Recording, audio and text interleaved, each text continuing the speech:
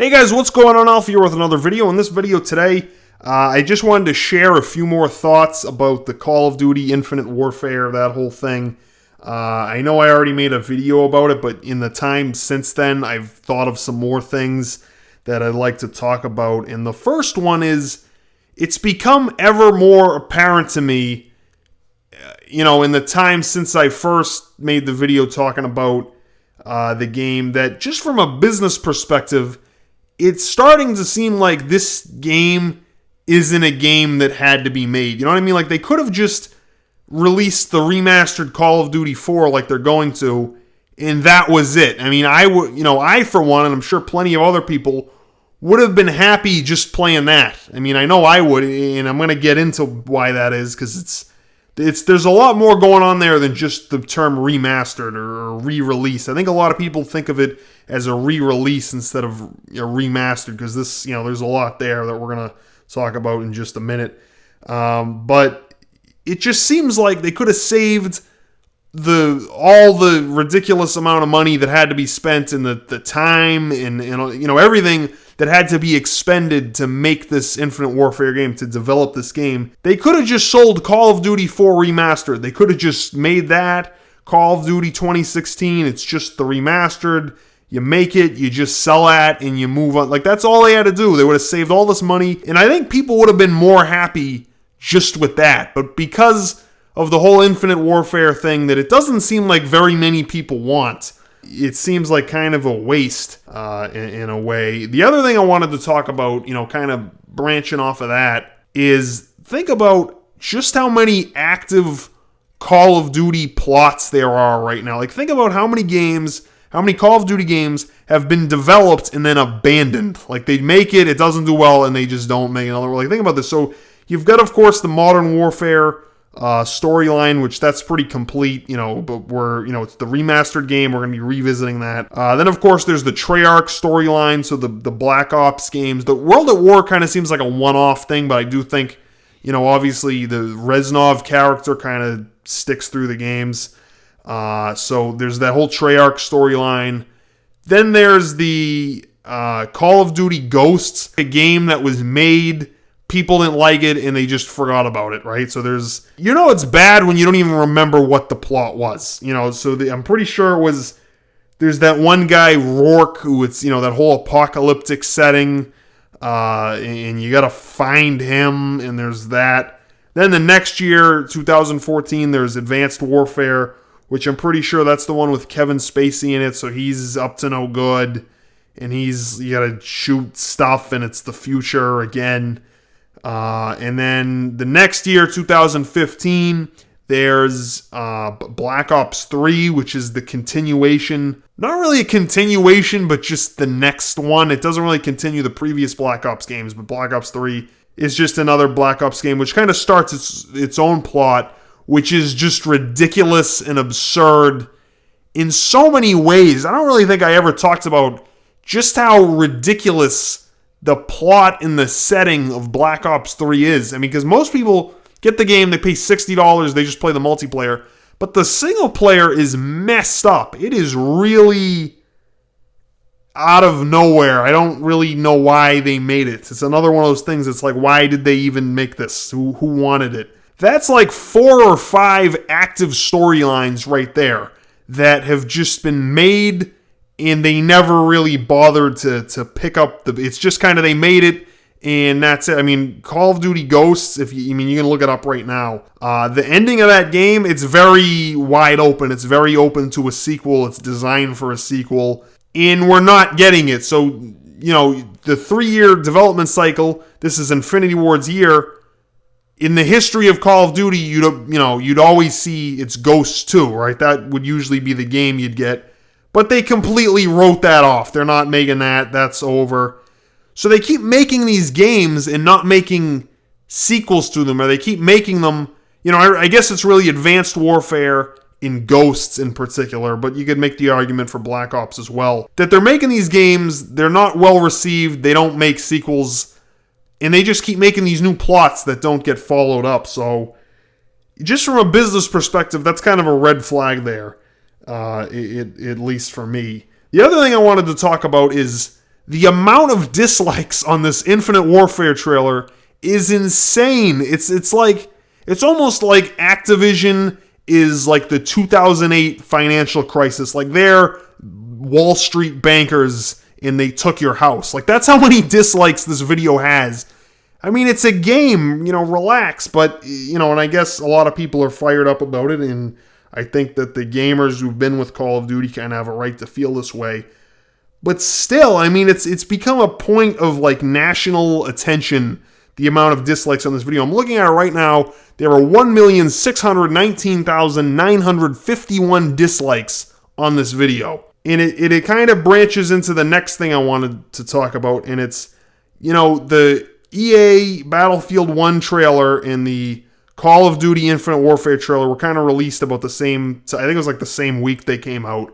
And I have a theory about this. I feel like if EA released the Infinite Warfare trailer and just called it not Black Ops, I'm sorry, I mean Battlefield. If they called it Battlefield 5 and it was just the Infinite Warfare trailer, people would, I don't want to say they'd love it, but the perceived quality of it would be much higher. You wouldn't see all these dislikes.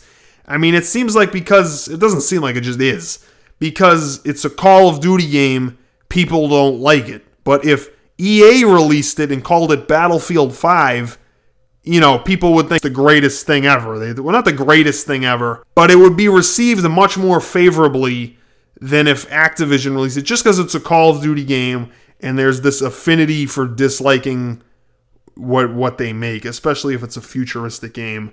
So, and I'm sure that's not 100% true. I'm sure there's some people who might still not like it. But it seems like just because it's Call of Duty, people don't like it. They think it's the same thing. It's repetitive. So, I guess it is what it is. The last thing I wanted to talk about is the comments section of this Infinite Warfare trailer video have become this spectacle. It's an absolute spectacle. So I'm looking at this right now. There's a guy who wrote a comment and said, I bet this comment can get more likes than this video. It's got 394 thumbs up, and it was written 28 minutes ago as I'm looking at this right now. I go down a bit. There's the next top comment, was written 25 minutes ago. It says, best game, 10 out of 10 IGN. So they're making fun of the fact that IGN's going to say it's great, because they always say it's great. 10 minutes ago, 216 thumbs up. Somebody says, guys, this trailer is now the 4th most disliked video in YouTube history. Good job, Activision. Slow claps. So the fact that not only are these comments being upvoted, so significantly, but the amount of time, the interval over which comments are getting replaced with new comments and getting upvoted is astronomical. And of course that has to do with the amount of views that this video is getting. It's an absolute spectacle. I saw a video today where somebody was reacting to the comments on it, because everybody's going to react to everything now for some reason. But, there's all these people, or there's all these videos, I guess I should say, of people, making a spectacle out of how many, negative or funny or creative comments are on this. Another thing I did want to talk about was just how good this remastered version of Call of Duty 4 looks.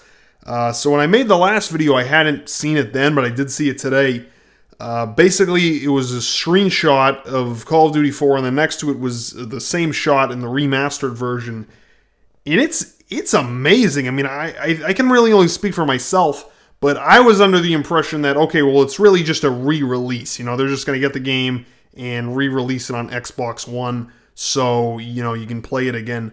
But when they said remastered, from the looks of it, they weren't kidding around. They seriously tuned up this game. They put just a lot of effort into tuning this game up. The lighting's better. The level of detail is amazing. The textures are great. It really almost looks like a different game. It's that improved from what I've seen. I did see in the trailer there was the beginning of the Charlie Don't Surf mission. The detail is just crazy. So if you look at the original mission and then you look at that, it's like two different games. It's like they made a new game.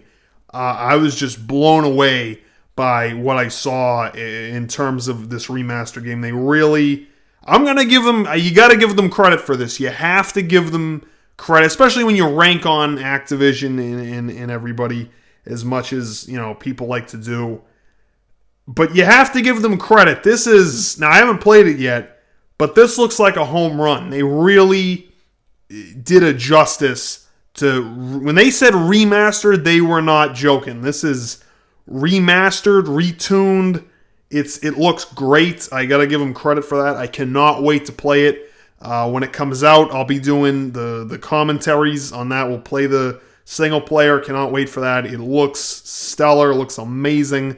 Like I said, the texture, the lighting, the detail, it's really looking good. I'm excited about that. But the one last thing I wanted to talk about was there's one comment I keep seeing on this Infinite Warfare video, and I see it on a lot of other videos as well, is people keep writing a small loan of $1 million. And I never looked that up because I just kept seeing it, but until today I kind of wanted to figure out what that was. And why I keep seeing it on every video. Apparently, it's a Donald Trump quote. It's something he said. He said that I guess his father gave him a small loan of $1 million. And I guess people keep writing it to make fun of the quote. And I wanted to talk about that for a minute because, so the problem is with this is that, personally, in terms of personal finance, $1 million, yeah, that's a lot of money, right? Of course, that's a lot of money. However, what I think a lot of people are not understanding is in business, when your business is dealing with, I guess in Donald Trump's case, properties worth, hundreds of millions of dollars, and, you develop properties which costs millions of dollars, if not billions, really, to manage a significant portfolio of properties, $1 million in the grand scheme of things isn't a lot in that instance, and I don't think people understand. Like let's just say, for instance, you've got this, let's say you've got, nice round number, you've got a $100 million asset, right? A loan of $1 million, that's 1% of the value of the asset. So I get what people are saying, that yes, $1 million, it's a lot of money, you're calling it a small loan, but in terms of getting a loan for that type of business, that's not a lot of money. That's actually pretty small. In today's day and age, with inflation, and just to really buy any property, man, I don't think people understand how much properties, good ones, cost. $1 million, that's not going to buy you a whole lot of property, or it doesn't go as far as people think in terms of business. But of course, $1 million to a person, personal finance, of course, that's a lot of money, but I don't think people understand what he meant. And I really kind of wish that they taught this stuff in the schools, because, I remember when I was in school, a long time ago, you sat there and you learned about the integral of the 10x, of the calculus, of the this squared, and that. Why don't they teach the kids about, like, money, like stuff that matters, But I guess that's kind of a topic for another day. Anyway, those are my thoughts on the video. Those are things I keep seeing, things that keep coming to mind. But I guess other than that, that'll do it for this video. I hope you guys enjoyed this one. If you have any thoughts, please leave a comment and let me know. We're going to have LSPDFR SWAT with the van. I think we're going to do, there's some patrol somebody requested that I do. I think it was a prison patrol, something like that. So we're going to try to do that one too. And then, of course, another Army military patrol will be coming out as well. So until next time, that'll do it for this one. Thanks for watching, guys. Have a good one.